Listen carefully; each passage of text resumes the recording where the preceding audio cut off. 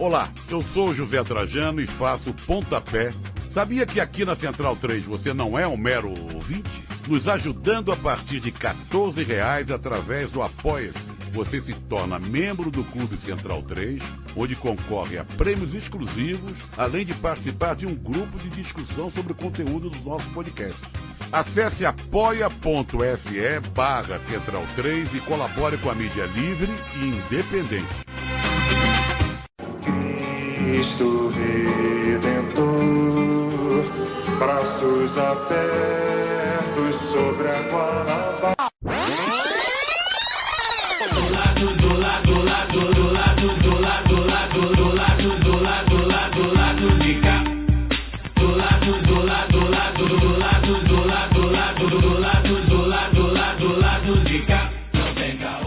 Olá, ouvintes da Central 3, bem-vindos ao documento Lado B. Esse podcast é um especial mensal onde os painelistas abordarão um único tema histórico. A ideia aqui é desdobrar esse tema de maneira leve, com contextualização, curiosidades, trechos de matérias e entrevistas, depoimentos, análises históricas de caráter não oficial e muito mais, e tudo o que couber. Nesse primeiro episódio vamos falar de eleições municipais. A eleição municipal de São Paulo, em 1988, que fez história ao eleger a então petista Luiza Erundina contra Paulo Maluf, e também da eleição municipal de 1992, aqui no Rio de Janeiro, quando Benedita da Silva bateu na trave e acabou perdendo no segundo turno para César Maia. Antes de adentrarmos no tema principal, lembramos ao ouvinte que este podcast é a quarta meta do nosso financiamento coletivo. Agradecemos profundamente aos apoiadores e apoiadoras que nos permitiram incluir mais um produto Lado B do Rio em seus feeds. E por isso, vamos para a propagandinha. Agora os reclames do Lado B estão no formato vinheta para facilitar a nossa vida enquanto gravamos à distância. Então vamos ao que importa. O ouvinte do Lado B do Rio tem 10% de desconto nas compras do site Veste Esquerda. Basta usar o código promocional Lado B e você vai ter acesso a 10% de desconto em todas as camisas do site. Acesse vesteesquerda.com.br e compre uma camisa bacana para você ficar em casa. O segundo recado muito importante é: participe do financiamento coletivo do Lado B do Rio no Padrim. A partir de R$2 por mês, você colabora com a produção de mais conteúdo nas nossas plataformas. Acesse padrim.com.br/Lado B do Rio e confira as faixas, metas e recompensas. Caso você prefira fazer pelo PicPay, não tem problema porque nós estamos lá também. Acesse o seu PicPay e procure por Lado B do Rio, e todas essas mesmas faixas de assinatura que estão no Padrim também estão disponíveis por lá. Esse financiamento é muito importante para nós, uma vez que, diferente do YouTube, no mundo do podcast, ter ouvinte, ter download, ter assinaturas do feed não nos rende um centavo. E para ter jornalismo de qualidade, nós precisamos de sua ajuda. Agora vamos para o programa, que é isso que importa. Corta para o Císio! Bom, antes de começar esse programa, já aviso que não contaremos com a presença de Fagner Torres nesse glorioso podcast.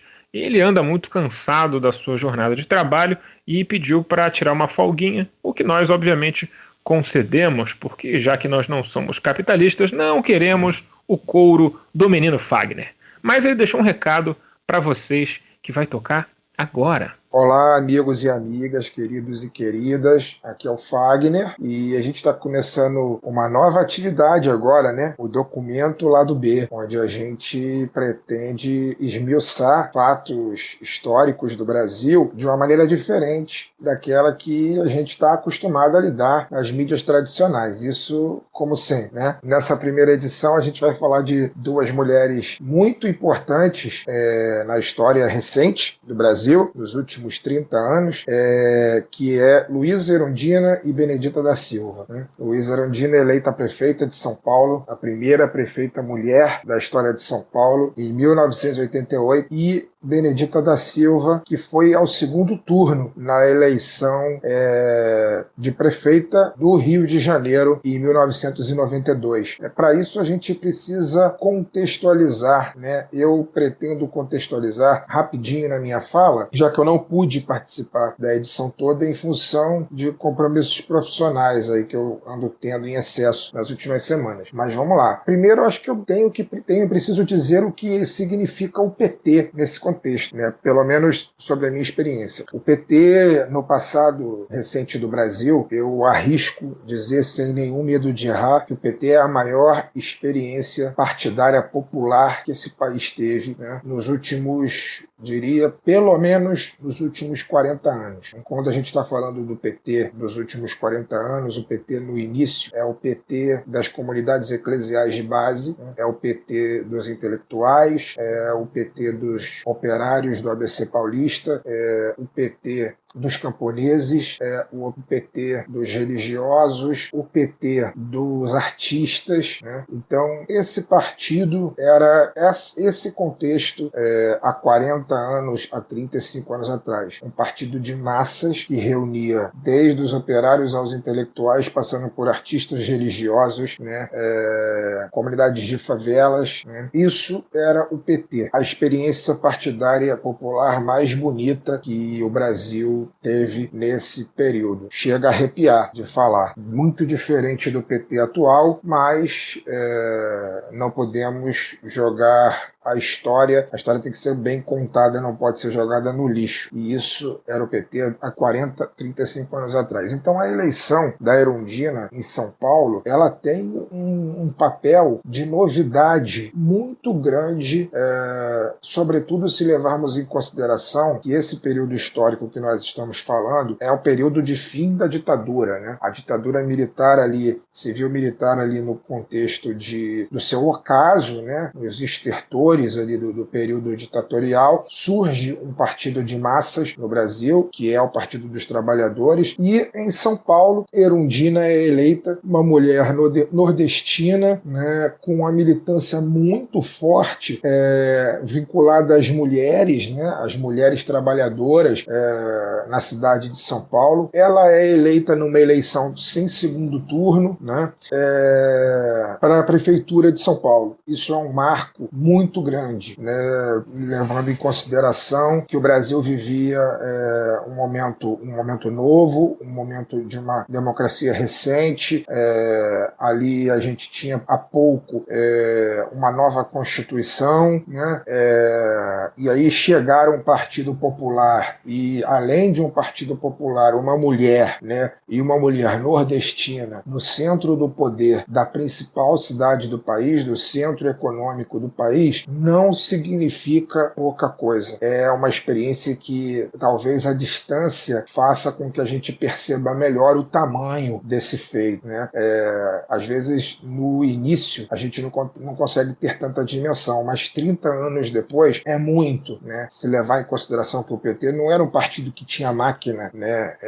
Uma máquina de poder sobre ele, né? Era uma campanha popular feita em cima das bases populares, né? Não à toa se falava em orçamento participativo, se falava em conselhos municipais, né? Então é nesse contexto que a gente está lidando. E aqui no Rio de Janeiro, Benedita da Silva, não menos importante historicamente, uma mulher negra, né, favelada, da favela do Chapéu Mangueira, né, que trabalhou sempre em subempregos, na sua juventude, passou muita dificuldade, né, de repente, junto com uma militância também muito forte, ainda sem a máquina, em 92, o PT, ainda apesar de ter a Prefeitura de São Paulo, ainda era um partido pequeno, né, apesar da eleição em São Paulo de Erundina, do segundo turno com Lula em 89, né, o PT ainda não era o maior partido em termos de máquina, né, do Brasil. E Benedita, a Bené, consegue chegar ao segundo turno. Em algum momento, em dado momento, até se achou que ela pudesse ser eleita prefeita, né? Uma campanha que foi marcada por muito racismo da classe média para com ela, com muito sexismo da classe média também para com ela, né? né? Mas ela chegou ao segundo turno e, infelizmente, acabou derrotada naquele contexto. É uma lembrança muito forte que eu, enquanto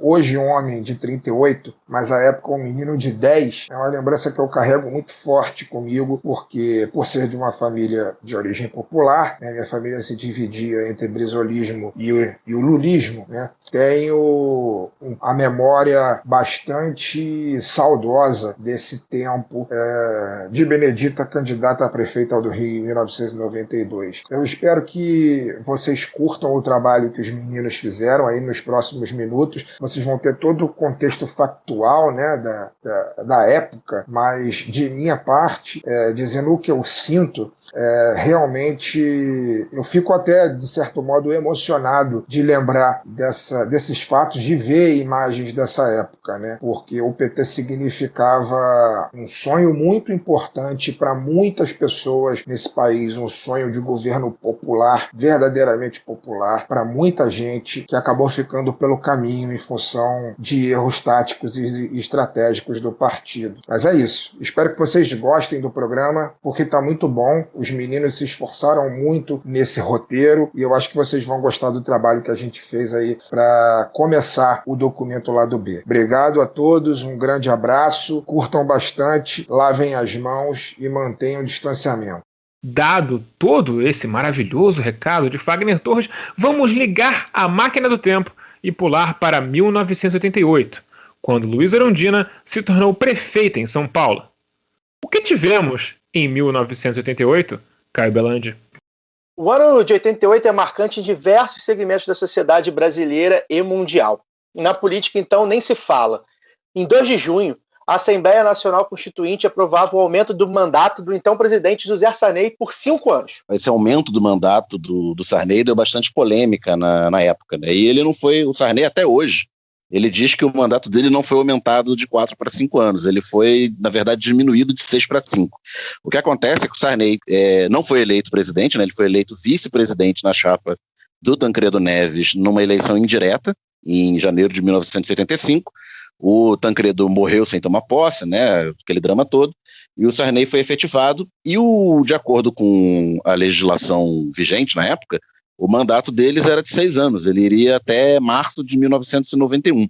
Só que dentro do programa da candidatura do Tancredo Sarney, estava prevista a diminuição do mandato para 4 anos, e todo mundo levou isso como um fato consumado, né? E quando a Assembleia Nacional Constituinte foi instalada para fazer uma nova Constituição Democrática no início de 1987, todo mundo levava em conta que o mandato seria de 4 anos, que haveriam eleições presidenciais no final de 1988, para tomar posse em 1989. Acontece que os trabalhos da Constituinte se prolongaram, entraram pelo ano de 1988, e começou a ficar complexo organizar uma eleição presidencial ainda naquele ano, para posse em 89, o Sarney já cresceu, o Sarney e aqueles que o apoiavam, em virtude da perda de popularidade de seu governo, previam que teria uma jornada difícil eleitoral para a continuidade daquele grupo no poder, daqueles grupos, né, que apoiavam o Sarney no poder. Então começou a ganhar corpo a ideia do mandato de 5 anos, adiando a eleição para 1989 e a posse de quem fosse eleito para março de 1990.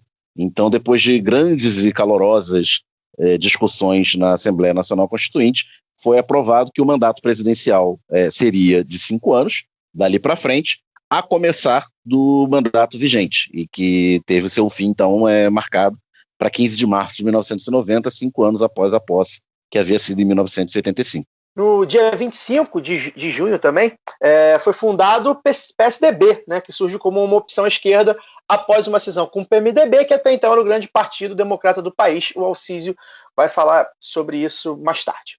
Em 2 de setembro, a mesma Constituinte aprova o texto definitivo da Constituição Cidadã, com 474 votos a favor, 15 contra e 6 abstenções. A promulgação da Carta Magna aconteceria em 5 de outubro, quando Amapá e Roraima deixam de ser territórios brasileiros e passam a ser estados. Também foi criado o estado do Tocantins, desmembrado de Goiás. Já o dia 29 de setembro marca o caso do voo 375 da VASP, que ligaria Porto Velho ao Rio de Janeiro. A aeronave foi sequestrada por Raimundo Nonato Alves da Conceição, que tinha a intenção de desviar a rota do voo para Brasília com a intenção de jogar o avião contra o Palácio do Planalto e matar o presidente José Sarney. Na ação de invasão à cabine, os tripulantes Ronaldo Dias e Gilberto Renhe foram baleados e o copiloto Salvador Evangelista foi morto. O caso marcou o episódio de heroísmo do piloto Fernando Murilo de Lime Silva, que conseguiu convencer o sequestrador da impossibilidade de desviar a rota e executou manobras acrobáticas nunca antes feitas com um avião daquele porte. Era um Boeing 737-317 repleto de passageiros. A ideia era desequilibrar o sequestrador e pousar a aeronave, e deu certo. O sequestrador saiu com o comandante de refém, mas policiais acertaram 3 tiros em Raimundo, que morreu 3 dias depois, oficialmente vítima de anemia falciforme. Internacionalmente, 1988 marcou a eleição do republicano e então vice-presidente George Bush, o pai, para tocar a máquina de guerra que aqui chamamos de Estados Unidos da América. Nas artes, algumas mortes a serem destacadas. Em 4 de janeiro, morreu o cartunista, quadrinista, jornalista e escritor em fio, aos 43 anos, que, como 2 de seus irmãos, o sociólogo Betinho e o músico Chico Mário, também era portador de hemofilia. Em 10 de setembro, morre aos 56 anos o cineasta Joaquim Pedro de Andrade, diretor do clássico filme Macunaíma, entre outros. O ano também marca as mortes de Abelardo Barbosa, o Chacrinha e da cantora Aracide Almeida. No mundo, em 1988, é o fim da passagem pela terra de Enzo Ferrari, fundador da Ferrari, e de Ramon Valdez, o eterno Seu Madruga de Chaves. Já em 22 de dezembro, o seringueiro, sindicalista, ativista político e ambientalista Francisco Alves Mendes Filho, o Chico Mendes, é assassinado aos 44 anos com um tiro de espingarda no peito na porta de sua casa em Chapuri, no Acre. Chico Mendes lutava a favor dos seringueiros da Bacia Amazônica, cuja subsistência dependia da preservação da floresta e das seringueiras nativas. Seu ativismo lhe trouxe reconhecimento internacional e provocou a ira dos grandes fazendeiros locais que o assassinaram, mostrando que não é de agora que o agro, na verdade, é morte. Já no último dia do ano, faltando 15 minutos para 1989 chegar, o barco de turismo Batomush naufraga na Baía de Guanabara, no Rio de Janeiro.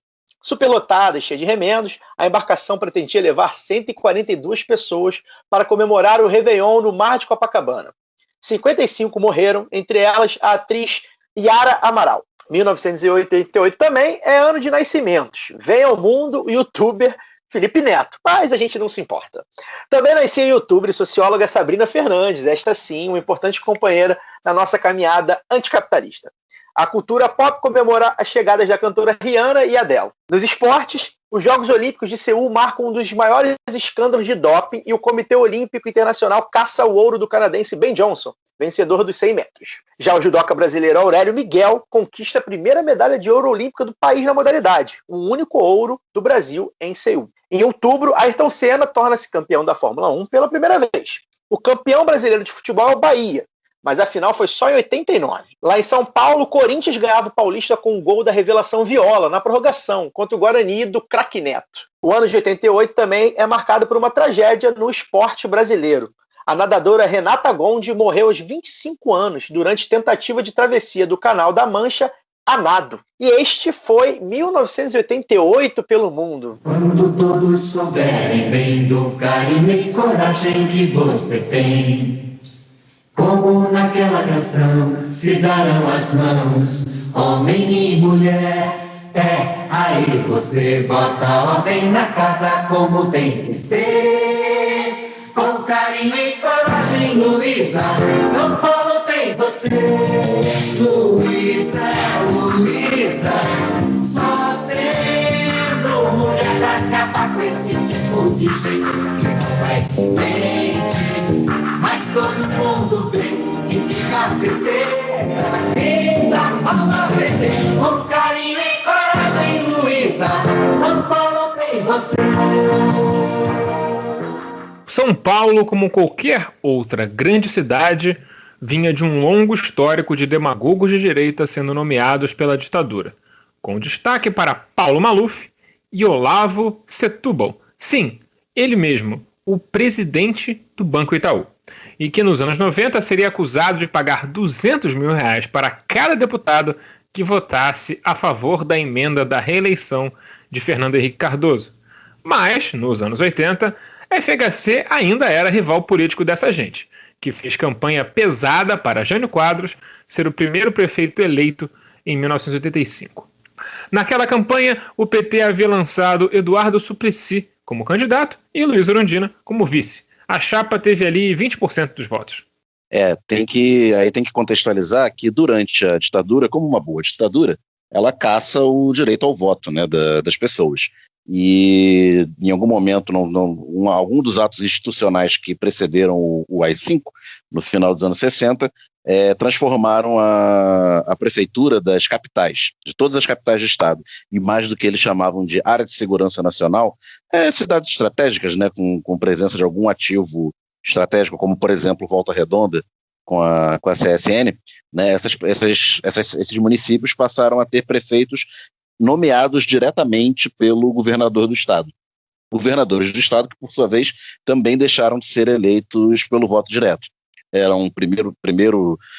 Passaram a ser eleitos pelas assembleias legislativas dos estados em 66 e 70, e a partir de 74 passaram a ser eleitos por colégios eleitorais, que misturavam os deputados estaduais das assembleias e delegados indicados pelas câmaras municipais dos municípios. Então, uma sucessão aí de governadores eleitos indiretamente nomeavam como se fosse um secretário, né, o prefeito das capitais e das áreas de segurança nacional. Então, nessas cidades só havia eleição para vereador. E nessa leva daí surgiram vários filhotes da ditadura, né, como diria Leonel Brizola, que fizeram carreira política a partir de nomeações, sem um único voto. Paulo Maluf foi prefeito de São Paulo em 1969, indicado pelo governador biônico de plantão. Fernando Collor foi indicado prefeito de Maceió em 1979, mesmo ano em que Olavo Setúbal, citado aí, né, da família controladora do Itaú, foi também nomeado prefeito de São Paulo pelo já governador Paulo Maluf, também sem um único voto popular. Essas pessoas naturalmente acumularam poder político e se transformaram em players importantes do sistema político mesmo após a redemocratização. Em 1982 se realizaram as primeiras eleições diretas para governador, desde 64, ainda durante a ditadura, né, ainda durante o governo Figueiredo, e os governadores eleitos tiveram ainda a prerrogativa de nomear os prefeitos das capitais, mesmo aqueles eleitos pela oposição consentida, né, que era basicamente o PMDB, alguns governadores do PMDB e o Brizola no PDT no Rio de Janeiro. Quando a chapa Tancredo Sarney é eleita em 85, o Sarney assume no lugar do Tancredo que morreu, como falamos aqui anteriormente, uma das promessas de campanha era a apresentação de uma emenda constitucional de forma imediata para permitir a eleição direta de prefeitos nas áreas nas cidades em que o prefeito era nomeado diretamente pelo governador, né? Todas as capitais, mais os municípios considerados de segurança nacional. Então, ainda em novembro de 1985, foi realizada uma eleição que a gente pode chamar de suplementar, né? Ela foi só para prefeito e não foi para vereadores. Os vereadores haviam sido eleitos em 82 e tiveram o mandato prorrogado até 88. E então foi uma eleição só para prefeito e só praticamente nas capitais. E nesse sentido, a eleição de prefeito de São Paulo, em 85, foi uma disputa entre as forças da redemocratização, né? PT de um lado, pela esquerda, e o então PMDB do outro, antes da cisão que deu origem ao PSDB em 88, né? Com o então senador Fernando Henrique Cardoso como candidato do PMDB, e do outro as forças que tinham crescido na ditadura, né, do Paulo Maluf, do então PDS, antiga Arena, e uma candidatura um tanto quanto avulsa, né, do ex-presidente e também ex-governador de São Paulo, ex-prefeito de São Paulo, Jânio Quadros, concorrendo pelo PTB, que quando passou a apresentar índices razoáveis nas pesquisas, foi abraçado pela direita como possível candidatura vitoriosa.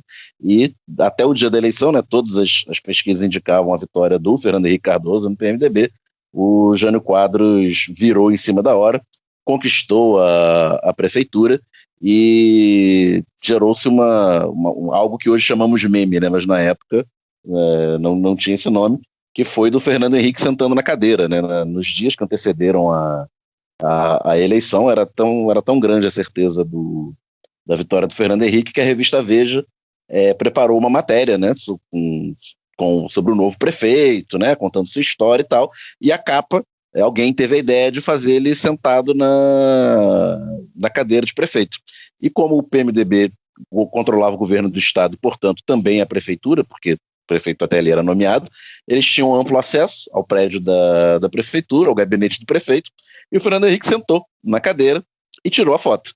Naturalmente, depois da derrota eleitoral, a foto vazou, apareceu em todos os jornais, e isso teve bastante repercussão na época, e no dia da posse, o Jânio Quadros, que é um cara que tinha muitos defeitos, mas tinha a qualidade de ter antecipado a zoeira na política, não é exatamente uma qualidade, mas tipo, se o fez ser eleito presidente e ganhar várias eleições, no dia da posse ele levou um borrifador de álcool para desinfetar a cadeira na frente da imprensa. La Copa não se toca, La Copa se mira. Eu vou sair aqui do script também, só para lembrar o ouvinte que a gente não fez piada com as fotos do Tancredo de morto muito louco. Em alguma das revistas, eu não lembro qual, acho que foi a revista Cruzeiro que foi publicada, é porque a gente não consegue colocar foto no podcast, porque as imagens são sensacionais, eu recomendo que vocês as procurem, porque, cara, acho se ele que tá era vivo... Veja, porque em 85 não tinha mais o Cruzeiro. Ou foi a Veja ou foi a Manchete. Acho que foi a manchete. E o fotógrafo morreu jurando que ele estava vivo ali, mas olha, rapaz, se ele estava vivo em outro plano de existência. Bom, apenas 3 anos depois, a Erundina retornaria como candidata na cabeça de chapa, mas não sem uma disputa interna prévia. O PT realizou prévias eleitorais para decidir a candidatura e Erundina teve que vencer essa prévia contra Plínio de Arruda Sampaio, aquele mesmo que sairia candidato a presidente pelo PSOL em 2010. Plínio tinha um apoio da direção do partido, com Lula e com tudo. Mas Erundina entrou na chapa como uma enorme zebra, vencendo por mais de 2.000 votos de vantagem. A sua estratégia foi resistir frontalmente à proposta de Plínio de formar uma frente ampla e uma chapa com mais alianças partidárias. A ideia de compor já estava no seio do PT desde sempre. O principal argumento de Erundina para a vitória interna foi sua visão de que os conselhos populares, que seriam formados para a administração da cidade, teriam poder deliberativo e não meramente consultivo, como desejava a corrente majoritária do partido. Na disputa pela prefeitura se notava 2 tipos de candidato: os candidatos filhotes da ditadura e os candidatos ligados ali à restauração democrática. Em São Paulo, o time dos filhotes contava com um dos seus maiores próceres, como já falou Daniel, o ex-prefeito biônico e governador biônico Paulo Maluf. Já o campo da restauração democrática se dividiu entre o social-democrata José Serra, o PMDB com João Oswaldo Leiva e o PT coligado a PCB e PCdoB, lançando a eventual vencedora, Luiza Erundina.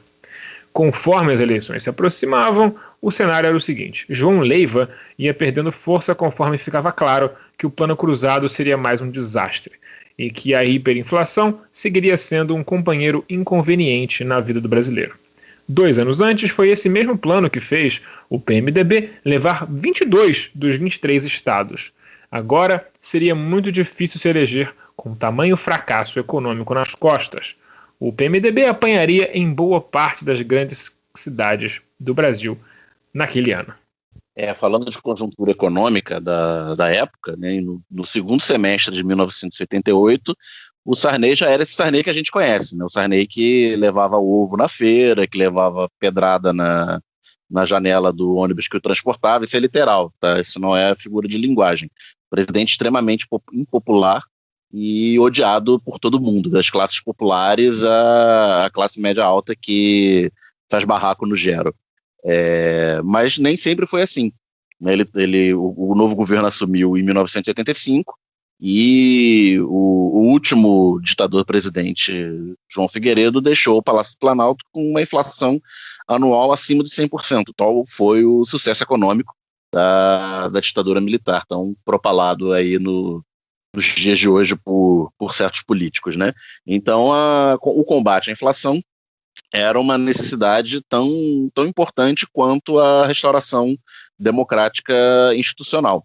Então, após quase um ano de governo, em fevereiro de 1986, o governo Sarney apresentou o Plano Cruzado de combate à inflação. E é bom salientar que o Plano Cruzado tinha características que geraram muita popularidade.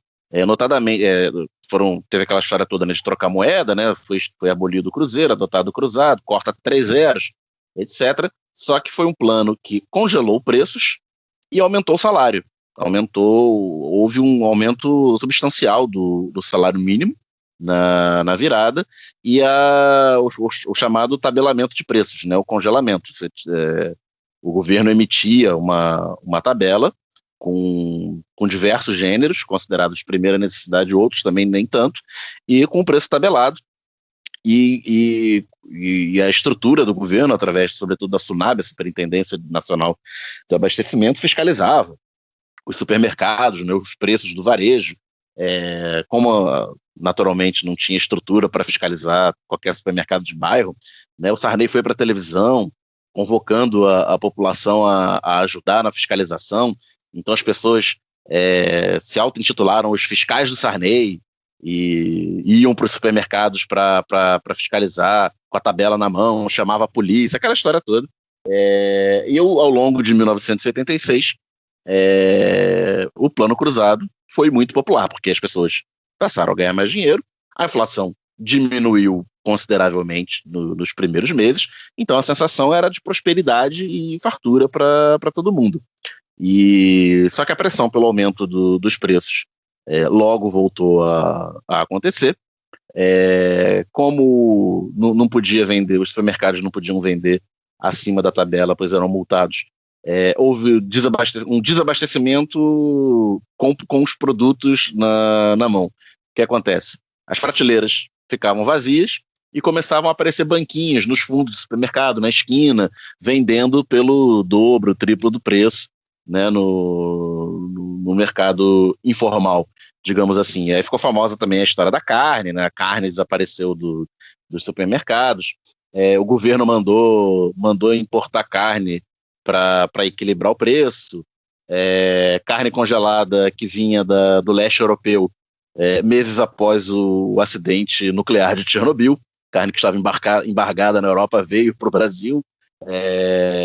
Leonel Brizola, então governador do Rio de Janeiro, falou que o Sarney estava importando carne de múmia para servir a população, mas ainda assim o Plano Cruzado era bastante popular até novembro. Dia 15 de novembro se realizaram as eleições praticamente gerais, né, para governadores, senadores e deputados federais e estaduais constituintes. Foram deputados federais e senadores que iriam participar da Assembleia Nacional Constituinte e deputados estaduais que participariam das constituições estaduais, e a vitória do PMDB, que representava, né, o governo Sarney, foi estrondosa. O Alciso já citou aí, né, elegendo 22 dos 23 governadores na época. É impensável que um partido eleja praticamente todos os governadores hoje em dia, e elegeu 260 dos então 487 deputados. Ou seja, maioria absoluta para um único partido. Podia aprovar qualquer lei que quisesse, e dentro da Assembleia, se uma proposta de emenda constitucional para ser aprovada precisa de 3/5, em uma Assembleia Constituinte você precisa apenas de maioria simples para aprovar os artigos da Constituição que está sendo elaborada. Então o PMDB tinha a faca e o queijo na mão após as eleições de 86. Acontece que 3 dias após o dia da eleição, em 18 de novembro de 86, foi lançado o chamado Cruzado 2. E o Cruzado 2 era o Cruzado 1 de sinal trocado. Era um plano de medidas recessivas para combater a inflação que estava já saindo de controle, mesmo com o tabelamento. O tabelamento estava fazendo água e foi suspenso, né? O tabelamento foi retirado da ampla maioria dos produtos. A questão salarial, você, pelo contrário, liberava preços e fazia arroxo dos salários, criando regras mais rígidas para os aumentos salariais, e a popularidade do governo passou a despencar a partir daí, né? As medidas não deram certo, a pressão inflacionária continuou a crescer, e rapidamente os índices passaram os índices pré-cruzado, né, de 1985. O ministro da Fazenda do Sarney, o Gilson Funaro, caiu no início de 1977, foi substituído por Luiz Carlos Bresser Pereira. Bresser lançou o Plano Bresser, que era mais um conjunto de medidas recessivas visando a combater a inflação pela demanda, cortando gastos, aquela história toda que a gente conhece, já de austeridade, já naquela época. E também não funcionou. A inflação continuou a subir.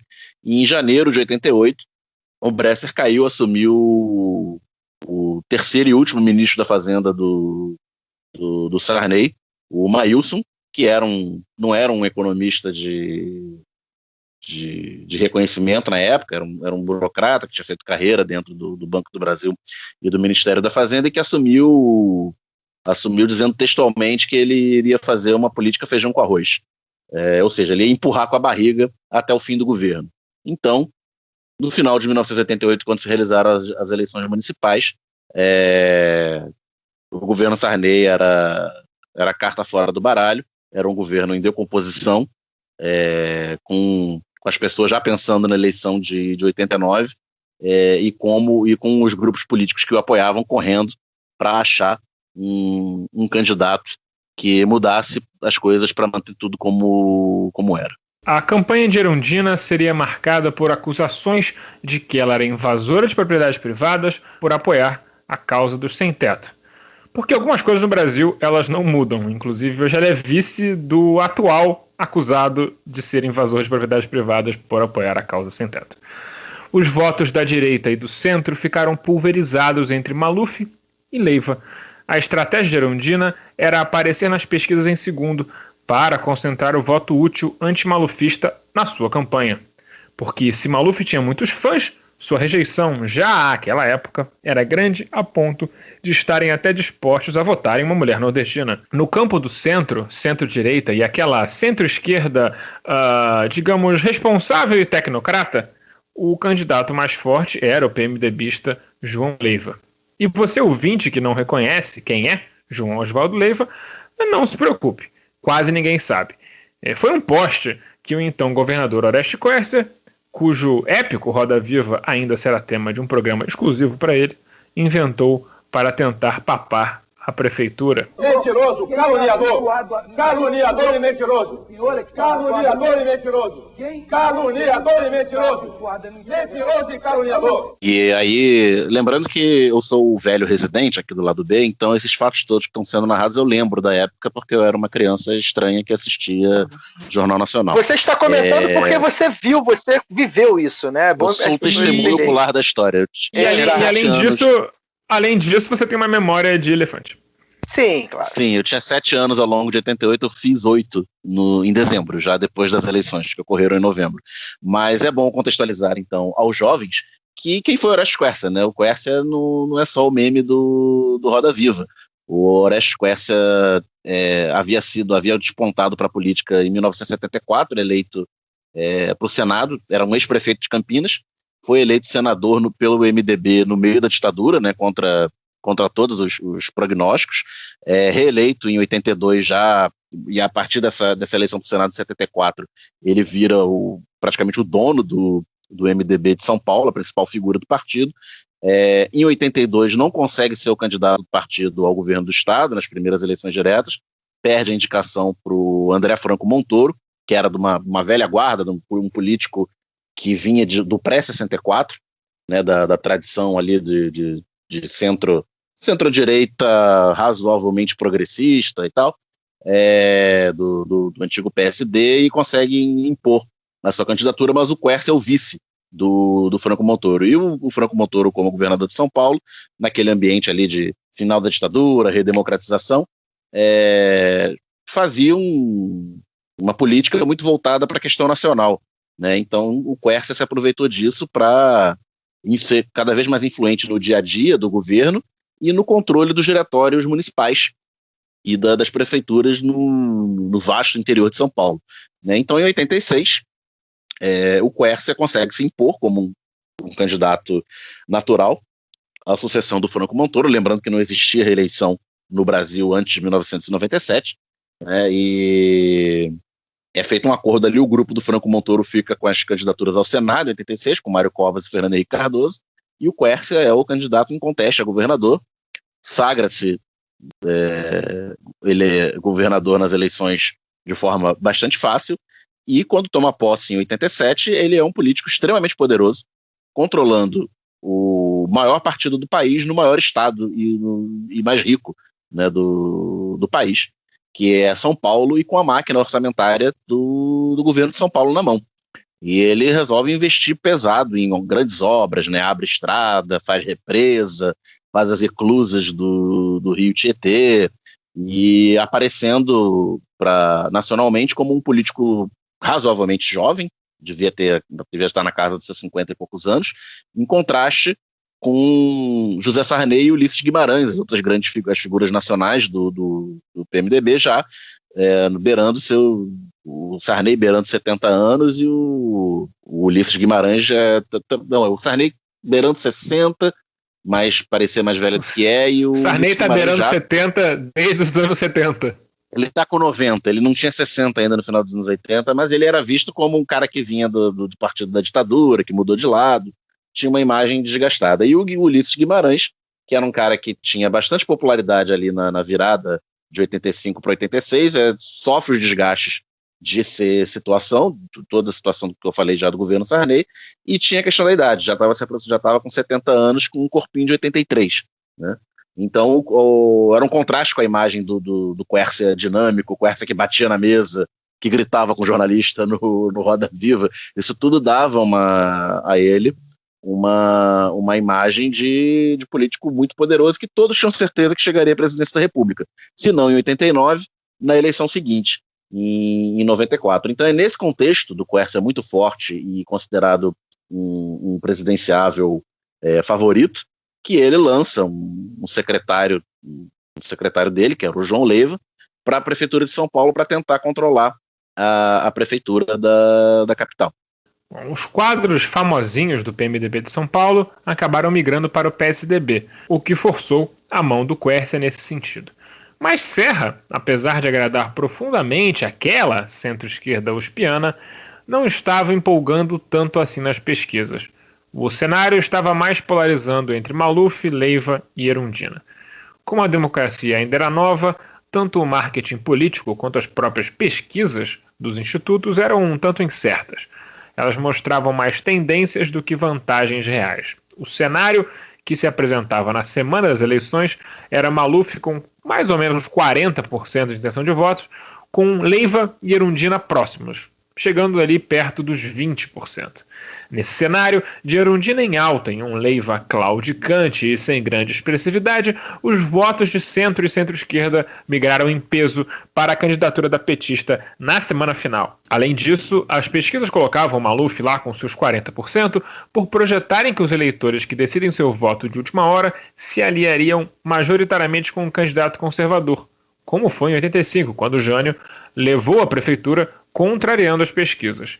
A diferença fundamental entre as campanhas foi o trabalho de base do PT nas periferias, de militantes apaixonados que foram para as ruas fazer campanha no sábado e no domingo para pedir voto para Luiz Erundina, algo que o PMDB de FHC simplesmente não tinha nem capilaridade nem disposição. A ideia de FHC colocando barro em seus belos sapatos italianos lá em Capão Redondo é algo absolutamente impensável. Naquele sábado, a brutal repressão de exército e polícia militar contra trabalhadores grevistas da CSN, lá em Volta Redonda, tomou as notícias do país e fez com que a campanha de boca de urna do domingo e segunda fossem ainda mais intensos e cheia de voluntários. O povo queria mudança e eleger um dos símbolos da ditadura militar se tornou algo fora de cogitação para o paulistano. Cabe lembrar que aquela eleição foi realizada numa terça-feira, devido a regramentos que vinham da época da ditadura e duraram até 1996. Naquela época, a data dos turnos era fixa, a eleição sempre se dava nos dias 3 de outubro e 15 de novembro, caíssem eles no dia que fosse. Esse trabalho nas periferias de gente da periferia mesmo, que acreditava em Erundina e no projeto do PT, foi fundamental para a vitória. Ela teve 40% dos votos válidos na periferia. Em áreas como Guaianazes, Maluf chegou até atrás dos votos brancos. O Datafolha, em pesquisa na semana posterior ao pleito, avaliou que 25% do eleitorado decidiu seu voto nas 24 horas anteriores à eleição. O PSDB com Serra acabou ficando apenas com alguns setores da centro-esquerda e acabou com um time dos 5%. Dos votos à direita ainda havia uma candidatura do Partido Liberal, que também chegou ali a 5%. O PDT já tentava rivalizar nacionalmente com o PT, pensando nas eleições presidenciais de 89, mas seguiu se provando inexpressivo em São Paulo e não passou de 1%. O feito de Erundina não foi apenas uma sorte conjuntural de uma direita fraturada em uma eleição sem segundo turno. Luísa era uma força política de luz própria e de militância implacável. Ex-integrante das Ligas Camponesas da Paraíba, ela veio fugida para São Paulo para escapar da repressão da ditadura. Virou líder da Associação das Assistentes Sociais e se filiou ao PT ainda em 79, a convite de Lula. Toda a população de Uiraúna festeja a vitória de Erundina. O povo relembra os dias de menina da nova prefeita de São Paulo. Agora ela é prefeita de São Paulo. O que isso significa para a senhora? Muita coisa, eu fiquei emocionada. Torceu muito por ela? Torci, sim. Se o ouvinte estranhou a falta de um segundo turno, é porque ele é inovação da Constituição de 88 e só valeu para as eleições a partir de 89. No poder, Erundina não contaria com uma Câmara Municipal ao seu lado. O PT fez 16 vereadores. PCdoB e PCB fizeram um cada. E o vereador pedetista anunciou logo de cara que comporia com Erundina, apesar de não ser da coalizão eleitoral original. Ao tempo, o PT ainda esperava contar com votos do PSDB para suas propostas e mais ali 2 PMDBistas de esquerda. E com essa turma, aí daria a maioria necessária para passar suas propostas. Mas sua base de verdade compunha mais ou menos 1/3 da Câmara. Erundina não estava disposta a ampliar sua base e compor com outros partidos de forma oficial, dizendo apenas que contava com a colaboração de PSDB e PMDB para que votassem com o PT em suas propostas. A direção do PSDB, vendo que havia muitos vereadores eleitos que eram simpáticos às ideias de Erundina, suspendeu os mesmos de seus mandatos. E a partir do segundo ano de mandato de Erundina, o PSDB se consolidou completamente no campo da oposição. Além de ser uma questão de posicionamento político nacional, o PSDB de São Paulo ficara indignado com a proposta petista de aumentar o IPTU dos bairros ricos da cidade para poder investir nas áreas pobres. Essa história de subir IPTU de gente rica é tão mote de campanha do PSDB que o Sérgio Cabral Filho, em 92, faria campanha dizendo exatamente isso. Eu sou um candidato de esquerda que não sobe IPTU de gente rica. Podemos notar que o que mudou não foi o PSDB, só o seu verniz de esquerda. Os compromissos do dia já estão marcados. Uma rádio e um jornal estão à espera dela no aeroporto. A nova prefeita vai sobrevoar a cidade. Quando finalmente a prefeita põe os pés no chão, ela é cercada e o batalhão ataca. É o dia inteiro assim, respondendo perguntas. E ela não se irrita, nem mesmo quando alguém pede um autógrafo. E lá vamos nós outra vez atrás dela. Agora, o destino é um programa de televisão ao vivo. Nem no elevador ela tem sossego. Ali mesmo começa outra entrevista. Até agora, Luísa Erundina não teve tempo de ver os jornais. E no caminho, aproveita para dar uma olhada. Os produtores do programa já estavam nervosos com o atraso e apressam a prefeita. 5 minutos e Erundina está pronta. Mais uma perseguição pelo corredor, abraços, cumprimentos e novamente ela está no ar. São quase 2 horas da tarde e nós, jornalistas, que perseguimos a prefeita durante o dia inteiro para não perder nenhum lance, já sonhávamos que era hora de parar para o almoço. Mas energia de prefeita não tem fim. Agora chegou a vez das revistas. Para ilustrar essa transição aí do PSDB no meio do mandato de Erundina, o Alcides falou, né, que juntando o PT com o PCdoB, PCB, PDT e o PSDB, a Erundina conseguia, né, uma estreita maioria.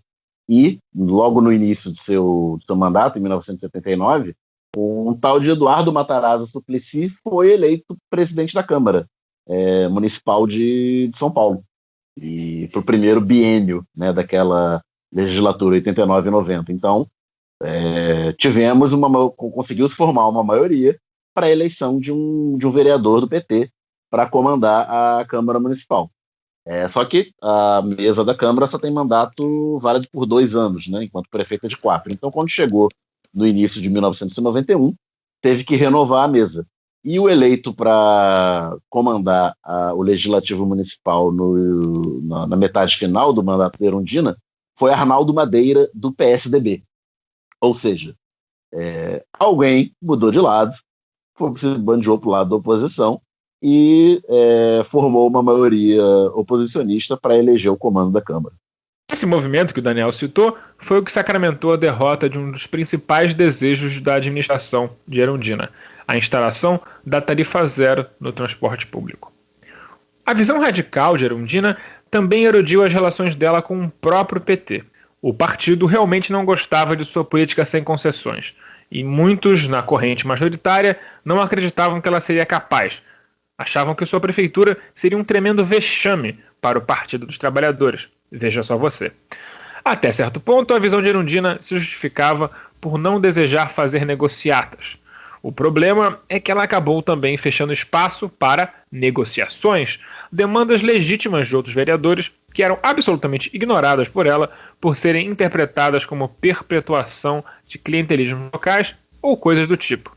Errada de todo, ela não devia estar, mas a partir do 2º ano de mandato, essa visão acaba sendo até amaciada por ela mesma ao ver que ela estava de fato deixando muitas questões da cidade de lado por uma questão de uma obtusidade política. Mas a essa altura a antipatia da oposição era já ideológica e pessoal e as coisas nunca voltaram a bons termos. O Tribunal de Contas do município, com seu conselho formado integralmente por indicados de Paulo Maluf, também foi um inimigo voraz da administração de Erundina. Até então, o tribunal jamais rejeitara contas de prefeito algum. Com ela, rejeitaram as contas de todos os seus anos de mandato. Na primeira rejeição, a Câmara tentou até cassar o seu mandato, mas foi a mobilização popular dos militantes pela moradia dos moradores de cortiços e favelas que ocuparam a Câmara por 4 dias, o que impediu que um rápido golpe conservador retirasse essa insolente petista que ousava balançar a ordem estabelecida na capital da locomotiva do Brasil. Um feito que não foi causado por sua administração, mas cuja mão da prefeita foi fundamental para que o processo pudesse ser tocado de forma correta e sem abafamentos, foi a descoberta das valas clandestinas em Perus.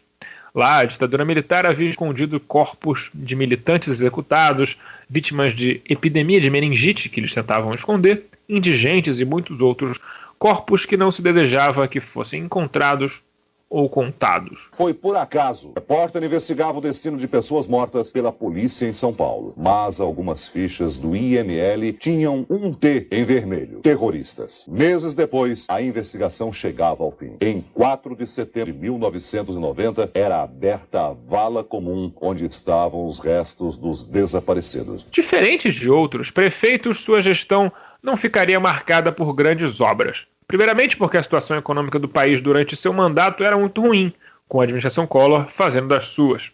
Em segundo lugar, porque o orçamento passou a ser direcionado prioritariamente para educação, saúde e saneamento básico. Essas 3 rubricas compunham mais de 50% dos orçamentos do mandato de Luiz Erundina. Foi ela quem universalizou a coleta seletiva de lixo na cidade mais rica do Brasil, por exemplo. Em sua administração, Erundina mostrou rusgas do que se tornaram muitos dos problemas que o PT teria ao chegar ao governo central.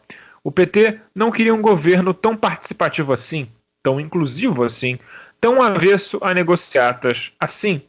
Tanto é que Suplicy não usou as plataformas do governo Erundina em sua campanha de 92, quando o PT perderia a prefeitura para Paulo Maluf. A cobertura midiática, claro, foi completamente contrária ao mandato de Erundina. Imaginem o debate das ciclovias do Haddad. Agora multipliquem por 10 para ter uma noção do que foi feito contra ela. O mandato de Erundina, por uma questão ética, não gastava um centavo em propaganda. Dessa maneira, a narrativa midiática passou sem contraponto e a imagem de um governo que administrou a maior cidade do Brasil de forma humana, ouvindo a todos e buscando soluções com a população, ficou um tanto manchada.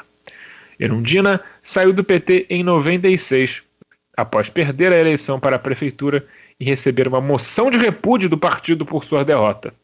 Passou muito tempo no PSB antes de entrar para o PSOL em 2016. Hoje é candidata a vice-prefeita na chapa com Guilherme Boulos. O que o Rio quer, Benedita! O que o Rio quer, Benedita! O que o Rio quer, o Rio vai conquistar. A felicidade virá pra mudar o Rio. Eu voto em quem confio. É perfeita pro Rio, Benedita, eu falei! Agora a máquina do tempo anda 4 anos e vai para 1992, quando Benedita da Silva do PT bateu na trave e quase foi prefeito do Rio de Janeiro. Mas, Caio Belandi, como era o mundo em 92? Assim como 88, né, 92 também teve bastante coisa, né, tem bastante fato aí pra gente contar no Brasil e no mundo, né. Na política internacional, em meio à nova configuração do mundo pós a queda da União Soviética, o dia 7 de fevereiro de 92 é assinado o Tratado de Maastricht, na Holanda, que estabelece a criação da União Europeia. Dias antes, em 4 de fevereiro, centenas de militares venezuelanos, comandados pelo tenente-coronel Hugo Rafael Chávez Frias, se rebelam contra o governo de Carlos Andrés Pérez. O Serviço de Inteligência Governamental derrota o Movimento Bolivariano Revolucionário 200, o MBR-200. Antes de entregar, Hugo Chávez fecha um acordo para falar com a imprensa e assumir toda a responsabilidade por essa intentona. Surgia ali uma liderança na política venezuelana que seria capaz de vencer as eleições de 98 e revolucionar o país. Esse fato narrado agora é considerado crucial para que Hugo Chávez fosse eleito anos mais tarde. Em março, circula a última edição do Diário Pravda, o principal jornal da União Soviética, que também era um órgão oficial do Comitê Central do Partido Comunista entre 1918 e 1991. Já voltando para a América Latina, em abril, o presidente peruano Alberto Fujimori dissolve o Congresso da República e edita outras medidas no chamado autogolpe, colocando o país sul-americano numa ditadura. Voltamos agora para o velho continente. Em maio, a ONU decreta um embargo total contra a Iugoslávia, que vivia em guerra civil. Já em outubro, o Papa João Paulo II reconhece como injusta a condenação de Galileu Galilei pela Igreja Católica por sua defesa do heliocentrismo. Pouco tarde. Demorou, né? o quê? Um pouquinho Demorou só. 450 anos de atraso. Alguns anos. Por fim, em novembro, o Bush pai, que tinha sido eleito em 88, conseguiu a proeza de perder uma reeleição, que é muito raro nos Estados Unidos, e o democrata Bill Clinton foi eleito para comandar a máquina de guerra Yankee, que aqui chamamos de Estados Unidos da América. Curiosamente, o Bill Clinton teria boa parte da sua política externa marcada justamente por intervenções na Iugoslávia, que você citou acima. Tudo isso nesse caldo que a gente vivia aí de pós-Guerra Fria, pós-queda da União Soviética, né? Anos muito agitados. Vamos agora para o Brasil, né? No Brasil, 92 também é um ano muito cheio. Vou começar pelo esporte de maneira leve, né? No futebol, aqui no Rio de Janeiro, onde a Benedita tentaria ser prefeita, a gente assistia o início do tricampeonato vascaíno. O Gigante da Colina, olha que bonito, esse é texto mesmo, gente. O Gigante da Colina se sagraria campeão de forma invicta, vencendo os 2 turnos. Era o time do Carlos Germano, do Luiz Carlos Vinck, do Luizinho, do Edmundo, do Bismarck, Giovanni e Roberto Dinamite, comandados por Joel Santana. O Roberto Dinamite, inclusive, seria eleito deputado mais tarde, não é isso, Daniel? Foi eleito vereador, sendo titular do Vasco, usando a camisa 10 do Vasco. A eleição foi no sábado, 3 de outubro. Ele foi eleito vereador pelo PSDB. No domingo, dia 4, ele entrou em campo. Vasco e Flamengo, em São Januário, porque o Maracanã estava fechado, que aconteceu aquela tragédia na final do Brasileiro, no Campeonato Carioca não teve Maracanã. Ele entrou em campo e era a última rodada da Taça Guanabara e valia o título do turno. O Vasco tinha vantagem no empate, o Flamengo abriu o placar e o Vasco empatou o jogo com a assistência do Roberto Dinamite no gol. 1-1 valeu a Taça Guanabara. Então o cara ele foi eleito vereador no sábado, no domingo ele ganhou uma taça e jogou a Taça Rio, né, o segundo turno, inteiramente já na condição de vereador eleito. Maravilhoso. Já o rival do Vasco, o Flamengão, conquistaria em 92 o pentacampeonato brasileiro ou o tetra? Bem, essa discussão a gente não vai fazer. A América e o mundo eram conquistados pelo São Paulo de Telê. Nos Jogos Olímpicos de Barcelona, novamente o judô traz um ouro, agora com Rogério Sampaio.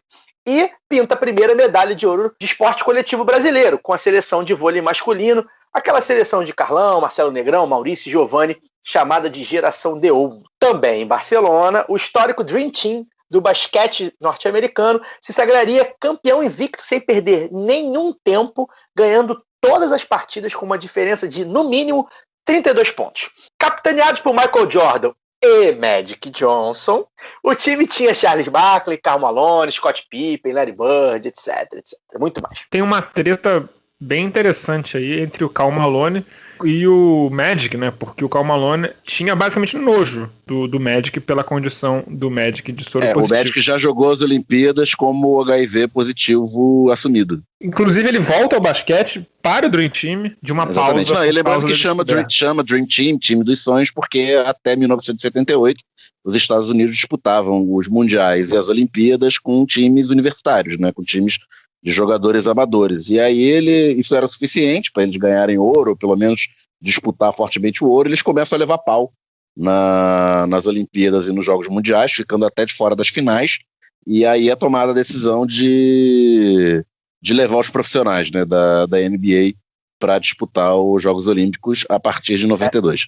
Inclusive consta que o Pan-Americano de 87, né, que o Brasil vence, que o Brasil faz tanta Oscar... Isso é uma mentira, isso é uma mentira inventada pelo Oscar Schmidt, tá? Só para deixar claro. Não, mas vem a reboque disso, né? Era o time C. Não. Foi a perda do Mundial de 86, onde os Estados Unidos chegou em sétimo, eu acho, um negócio ridículo desse assim, que aí os caras viram que não dava. Os caras viram que não dava. Fora da final olímpica. Mas é o capítulo dessa história, né? É tudo lenda urbana do Oscar Schmidt, é um homem lamentável. Nas artes, 92 marca a chegada do histórico álbum Nevermind, da banda Nirvana, lançado no ano anterior, ao número 1 das paradas da Billboard, desbancando Dangerous de Michael Jackson, e agora eu abusei do meu inglês. Aqui no Brasil, o pagode romântico começava a sair do ovo, né, com os primeiros discos de Exalta Samba, Catinguelê e Negritude Júnior. Em 18 de março de 92, uma avalanche de lama engoliu cerca de 150 barracos, matou 36 pessoas, deixou quase 70 feridos e centenas de desabrigados na Vila Barraginha, em Contagem, na região metropolitana de Belo Horizonte. Com a chuva, o terreno argiloso da vila cedeu e fez com que toneladas de lama do terreno da construtora M. Martins se desprendessem, ocasionando um deslizamento. Ainda em 92, no dia 2 de outubro, ocorre o massacre da penitenciária do Carandiru, em São Paulo, que terminou na morte de 111 detentos. Véspera da eleição, hein? É importante. Comandada pelo coronel Biratã Guimarães e pelo governador Luiz Antônio Fleury Filho, a PM de São Paulo invadiu o local após uma rebelião, alegando que precisava restabelecer a ordem, por conta de algumas mortes que teriam acontecido entre os presos. No entanto, apenas 9 dos detentos foram mortos por arma branca. Os outros 102 foram assassinados por arma de fogo, portanto, da Polícia Militar de São Paulo. É bom deixar claro que os 9 da arma branca a gente também não garante que não foi a PM.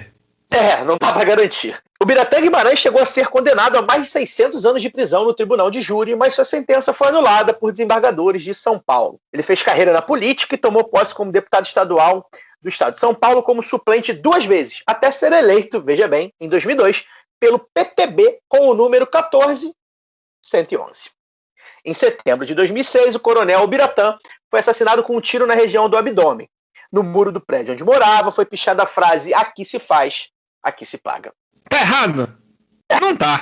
Eu já sabia que alguém ia falar alguma coisa. Já em 28 de dezembro, a atriz Daniela Pérez, filha da autora Glória Pérez, foi assassinada na Barra da Tijuca, aos 22 anos, pelo ator Guilherme de Pádua, que era seu par romântico na novela De Corpo e Alma, que então era exibida no horário das 8 na Rede Globo.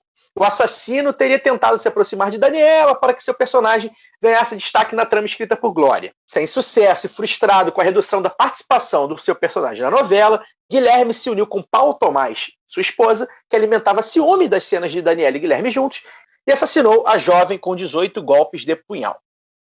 Glória Pérez, então, iniciou uma campanha com forte penetração na mídia hegemônica pela inclusão do homicídio qualificado, aquele cometido em circunstâncias que tornam o crime mais grave do que já é, na lei de crimes hediondos.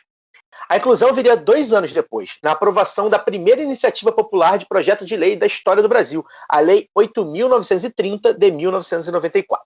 E o que a gente percebe nessa história? A gente percebe que essas leis de iniciativa popular no Brasil só servem para fazer populismo penal. Seja no caso da Glória Pérez, seja, por exemplo, no caso da ficha limpa que a gente debateu aí com a professora Desirê no Lado B do Rio passado, no nosso mundo cronológico, não sei no seu ouvinte. O caráter midiático aí dessas questões jurídicas. Outras mortes de 92. Jânio Quadros, presidente do Brasil em 61, citado aqui no bloco anterior. E Ulisses Guimarães, morto em um acidente aéreo de helicóptero em Angra dos Reis, no Rio de Janeiro. Também nos deixaram os músicos Antônio Marcos e Erivelto Martins, além do produtor e showman Carlos Imperial, que, inclusive, foi candidato a prefeito do Rio de Janeiro na década de 80. Quem sabe merece aí também um programa para ele. Já nos nascimentos, a cultura pop celebra a vinda de Demi Lovato, Selena Gomez e Miley Cyrus, que para mim eram as mesmas pessoas. E 92 também marca o nascimento de outro astro pop, o jogador de futebol Neymar. Voltamos à política. Entre 3 e 14 de junho, o Rio de Janeiro sediou a ECO 92, a Cúpula da Terra, como ficou conhecida, a Conferência das Nações Unidas sobre o Meio Ambiente e o Desenvolvimento. A intenção era introduzir a ideia de desenvolvimento sustentável, um modelo de crescimento econômico menos consumista e mais adequado ao equilíbrio ecológico. Houve presença maciça de chefes de estados diferentes do encontro anterior, em 72, que aconteceu em Estocolmo, na Suécia. ONGs e ambientalistas também fizeram um encontro paralelo na cidade, chamado de Fórum Global. E aí, falando no Fórum Global, né, o Fórum Global aconteceu no aterro do Flamengo, e aí era encontro de ONGs, movimentos sociais, né, etc., um evento paralelo ao evento dos chefes de Estado e dos governos que aconteceu no Rio Centro. Né? O Fórum Global era organizado em tendas de lona verde e branca, e quem é do subúrbio do Rio de Janeiro está acostumado com as lonas culturais na paisagem de seus bairros. Né? Tem lonas culturais significativas em Campo Grande, Bangu, Realengo, tem na Ilha do Governador também. E, originalmente, essas lonas culturais surgiram do reaproveitamento da estrutura das lonas do Fórum Global. Né? A primeira, inclusive, foi em Campo Grande, cobrindo o Teatro de Arena Elza Osborne, que era como o nome diz, um teatro de arena, era ao ar livre, e alguém teve a ideia de por que não cobri-lo com alguma daquelas lonas que ficaram sem função após o fim do evento, da ECO 92, e isso deu origem ao programa das lonas culturais que estão aí até hoje. Um calor do cacete, mas pelo menos reaproveitou o equipamento, né? Que deixou um legado. Durante o evento, houve intervenção das Forças Armadas nas favelas da cidade, fato que foi tema do Lado B do Rio 50 em fevereiro de 2018. O presidente Fernando Collor de Mello transferiu oficialmente a capital para o Rio de Janeiro durante a Rio 92. Por falar em Collor, 92 é o ano que seu mandato, iniciado em 1990, termina, com pouco mais de 2 anos e meio de duração. Primeiro presidente da República escolhida pelo povo em eleição direta após a ditadura militar, ex-deputado federal e ex-governador de Alagoas, Collor, do então PRN, venceu em 1989 outros 24 candidatos, tendo se sagrado presidente após a vitória no segundo turno contra Luiz Inácio Lula da Silva, do PT. Em 92, sua aventura como presidente chegaria ao fim. A gente vai falar aqui daqui a pouquinho, né, do processo eleitoral municipal de 92 no Rio, e o processo de impeachment do Collor tem um papel relevante naquela eleição. A votação o Caio vai dar a cronologia aí, mais para frente, a votação na Câmara dos Deputados, que aprovou, né, a abertura do processo de impeachment e implicou o afastamento, a princípio temporário, né, do presidente, foi no dia 29 de setembro de 92, 4 dias antes apenas do primeiro turno da eleição, que foi no dia 3 de outubro. E os principais candidatos naquela eleição no Rio eram todos deputados federais. A Benedita pelo PT, a Cidinha Campos pelo PDT, o César Maia pelo PMDB, entre outros. E conforme foi ficando claro de que o Collor estava fazendo água e que ia perder o mandato, né, no processo de impeachment, todos os candidatos rapidamente passaram a criticar o Collor, a ter um discurso de sua oposição desde criancinha, exceto a Cidinha Campos, que era a candidata do Brizola, porque ao longo do segundo mandato do Brizola como governador, né, nos anos de 91 e 92, primeira metade desse segundo mandato, foi feita uma inusitada aliança tácita entre o governo federal, do presidente Collor, e o governo estadual, né? Crise econômica pesada, o governo do estado do Rio quebrado, o Brizola precisava de grana para tocar projetos de grande porte, sendo o principal deles a construção da linha vermelha, ligando, né, o centro da cidade à Ilha do Governador e à Baixada Fluminense. Então, em troca de apoio financeiro, né, empréstimos do BNDES, essas coisas todas, o Brizola montou uma aliança com o Collor, que já estava politicamente isolado depois do fracasso do plano Collor, e isso resultou na demora do apoio do PDT e do grupo brizolista mais próximo ao impeachment. Eles acabaram apoiando o impeachment, mas já em cima da hora. Ficou uma imagem de que só apoiaram porque viram que não tinha para onde correr, e como o Collor já estava extremamente impopular àquela altura dos acontecimentos, quem apoiou o impeachment de saída, como o PT da Benedita da Silva, levou certa vantagem nisso. Vamos agora, então, à cronologia dos fatos que derrubariam Fernando Collor. No dia 27 de maio, em entrevista à Veja, Pedro Collor de Mello, irmão do presidente, denuncia um esquema de corrupção envolvendo o tesoureiro da campanha de Collor, PC Farias. A publicação, então, é o estopim para a crise que ganha contornos de final de mandato no dia 1º de setembro de 92, quando o advogado Barbosa Lima Sobrinho, com mais de 90 anos, entrega à Câmara dos Deputados o pedido de impeachment contra o presidente Collor. Em 16 de agosto, o movimento dos Caras Pintadas, formado por jovens estudantes, sai às ruas pedindo a saída do presidente. Consta que eu, com 3 anos, gritava fora Collor. Em 29 de setembro, a Câmara dos Deputados aprova a abertura do processo de impedimento de Collor, com 441 votos a favor, 38 contra, 1 abstenção e 23 ausências. Interessante esse número se a gente for levar em consideração depois o golpe em Dilma, né, como Collor cai maduro, né? Com quase ninguém. O Collor só ganhou do Witzel. Sim, isso é verdade. O presidente, então, é afastado por 180 dias em 2 de outubro. No Senado, o impeachment foi aprovado só em 30 de dezembro, por 76 votos a 3, outra goleada. No dia anterior, Collor renunciou ao cargo, tentando escapar do processo, mas não adiantou, continuou o processo. Além do afastamento definitivo, Collor teve seus direitos políticos cassados até o ano de 2000, mas em 1994 foi absolvido dos processos pelo Supremo Tribunal Federal por falta de provas. Vá aos autos, queridinha, já diria. Em 2006, foi eleito senador por Alagoas pelo PRTB de Levi Fidelix, reeleito em 2014 pelo PTB de Roberto Jefferson. Atualmente, Collor está no PROS. E é engraçadinho no Twitter, bloqueiem ele, por favor. Roberto Jefferson, que foi notabilizado na época do impeachment como o principal integrante da chamada tropa de choque de defesa do Fernando Collor na Câmara dos Deputados. Bem, foi só isso que aconteceu no ano de 92, então o Císio conta aí como é que foi a eleição para prefeito do Rio. Bem, o cenário eleitoral no Rio era um tanto diferente do paulistano. Por aqui, desde a redemocratização, quem dava o tom da política não era a direita, mas a esquerda capitaneada por Leonel de Moura Brizola. Ele se elegeu governador e fez um de seus principais aliados políticos, Saturnino Braga, prefeito em 1985. Saturnino venceu Rubem Medina, que ele próprio também havia sido perseguido pelo AI-5.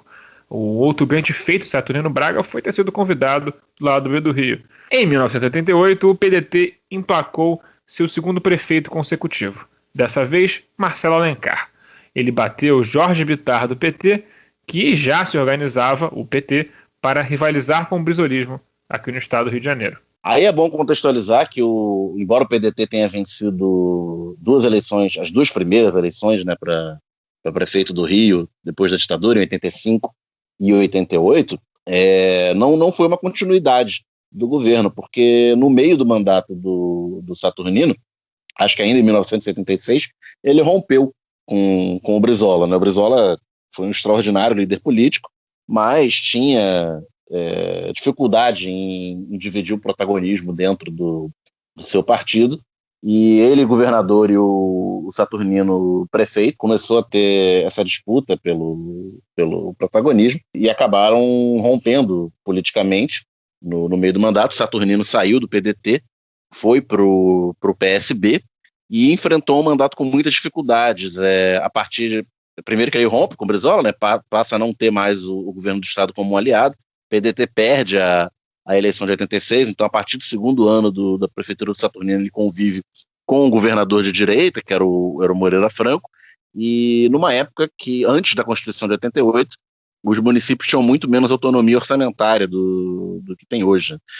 Isso foi discutido no próprio programa do lado B com o Saturnino. Então a prefeitura passa por muitas dificuldades, embora tente implantar um programa de esquerda com várias iniciativas interessantes. Você tem atraso de salário, do funcionalismo, queda da qualidade dos serviços públicos, e o Saturnino chega na eleição de 88 já muito impopular, com a popularidade lá embaixo, lança o seu vice-prefeito como candidato, mas tem um desempenho pífio, e o PDT, com o Marcelo Alencar, apoiado pelo então ex-governador Brizola, que viria a ser eleito novamente governador nas eleições seguintes, tem uma vitória com relativa facilidade, tendo o PT na segunda colocação. Então, apesar dessas duas vitórias consecutivas, o PDT se elege em 88 já como oposição ao prefeito que ele mesmo tinha eleito em 85. Doideira! Como se pode notar, não havia uma direita organizada na cidade do Rio de Janeiro. Todo candidato que eles lançavam acabava tomando fumo nas urnas. Coube, então, ao trabalhismo brizolista fraturar e, a partir dessas fraturas, se formar a nova direita carioca. Primeiro, o próprio Marcelo Alencar já tinha relações estremecidas com o Brizola.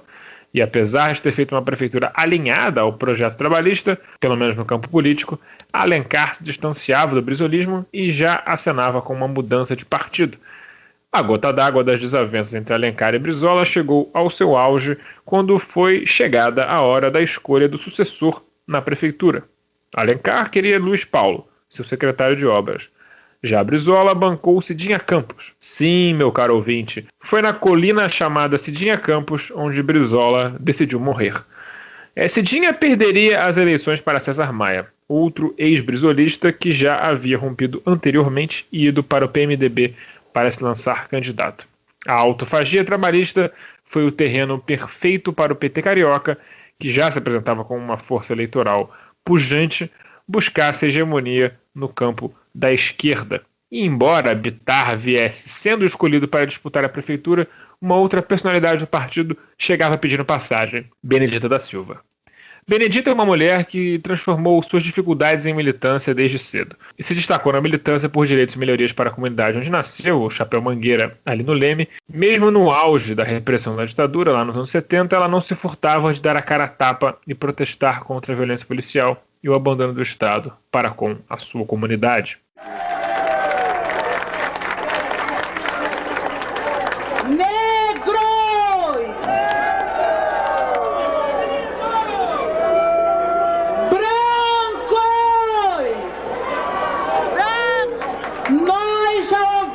Aqui uma série de pessoas falando a respeito do que nós negros estamos querendo, porque é um problema da discriminação racial e do racismo existente em nosso país. Não é um problema, mas é uma questão de todos e principalmente daqueles que são até hoje a cultura dominante e que serve como opressão a nós, o cultural negro. Cor diferente. Fala, mulher. E essa cor diferente nos condenou a estarmos marginalizados desta sociedade. E é preciso que saiba que nós não somos apenas fortes para trabalhar e para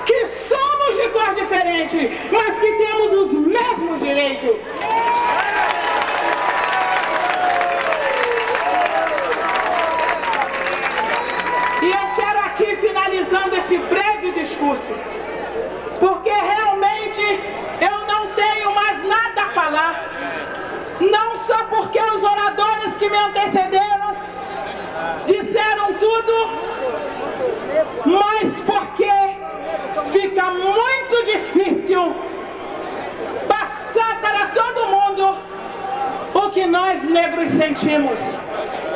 Porque eu costumo dizer que o mais solidário que seja um branco, só um negro sente a sua dor.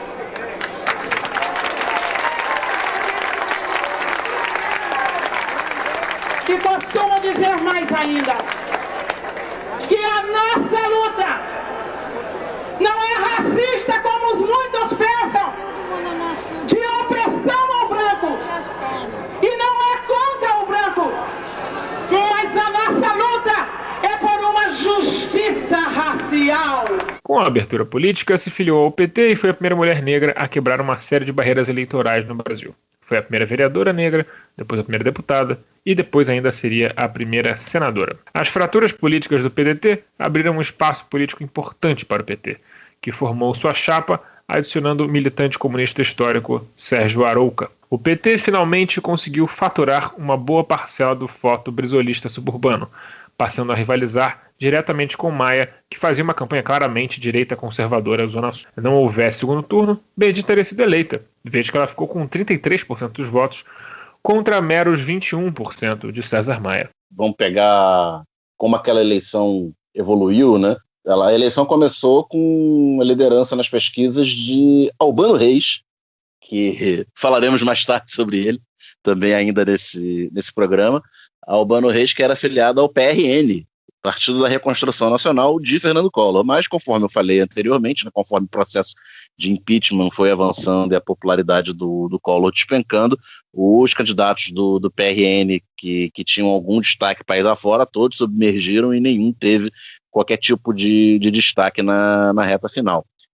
A partir do momento que o Albano, que a candidatura do PRN começa a naufragar, a Cidinha Campos, montada no brisolismo, que era uma força muito relevante ainda na época, se tornou a favorita da corrida eleitoral e foi minguando pouco a pouco, até que o César Maia tivesse empatado com ela na reta final da campanha do primeiro turno. A Benedita pula na frente e o César Maia desponta como um candidato ao segundo turno. E aí, conforme o Alciso falou, a direita estava muito fraturada e desorganizada no Rio de Janeiro como um todo, principalmente na capital, né? A disputa principal era PDT-PT. E o César Maia, que havia sido secretário estadual de Fazenda e presidente do Banerj, no primeiro governo Brizola, eleito deputado federal constituinte pelo PDT em 86, reeleito em 90, rompe com o PDT em 91, vai para o PMDB e se lança candidato em 92, com o discurso de que ele era técnico, de que ele era gestor, esse blá blá blá todo que a gente conhece, né, despolitizante, começa a despontar ali exatamente em 92, talvez passado em contraponto à eleição de 88, que foi uma eleição muito politizada, conforme a gente viu no caso da eleição da Luísa Erundina. A eleição presidencial de 89 foi uma eleição muito politizada também. A sequência de frustrações, né, primeiro com a nova República do Sarney, depois com a eleição do Collor, geram uma onda de rejeição à politização e começa a fazer muito eco essa coisa do discurso da competência e da competência gerencial, né? Da formação, da experiência. E o César Maia faz uma campanha muito calcada nisso, no primeiro turno, e também com um fervor dos recém-convertidos no antibrizolismo. Porque se o brizolismo era a principal força política do Estado, obviamente que o antibrizolismo era uma força muito importante, sobretudo nos bolsões de elite e classe média. E o César Maia, misturando esse apelo ao gerencialismo e ao antibrizolismo, ele consegue conquistar seu principal nome desse voto antibrizolista, que tinha outros candidatos, né? Tinha Sérgio Cabral Filho, jovem deputado estadual, concorrendo pelo PSDB, posando de bom moço, como vocês vão ouvir. Tinha Amaral Neto, jornalista e filhote da ditadura, concorrendo pelo partido da ditadura, o PDS, né, ex-Arena, sendo um cara que fez toda a sua carreira política de deputado defendendo pena de morte, e João Mendes, do PTB, um empresário, também deputado federal na época, algo caricato, tinha uma música que ele cantava com um monte de criancinha, como se... que ele era muito popular com as criancinhas e defendia as criancinhas e só falava disso com um certo apelo religioso. Toda essa turma gravitava ali pela direita. Francisco Dornelles, que foi um vice-governador e múmia recentemente, era candidato. Que na época já era uma múmia também. Já era uma múmia, ele já era velho, ele já tinha carinha de 85, embora não devesse ter 60 anos na época. Toda essa gente disputando esse voto de direita, esse voto anti-brizolista de classe média, que o César Maia conseguiu capturar, e com isso ultrapassou a Cidinha na reta final. Ô Daniel, me diz uma coisa antes de eu voltar pro meu script. Por que o MC Magalhães fala que o César Maia quebrou a firma? Vou pro coleginho, César Maia quebrou a firma, César Maia, todo mundo durou, Magalhães, agora, dança do Magalhães, vai lá, Magalhães.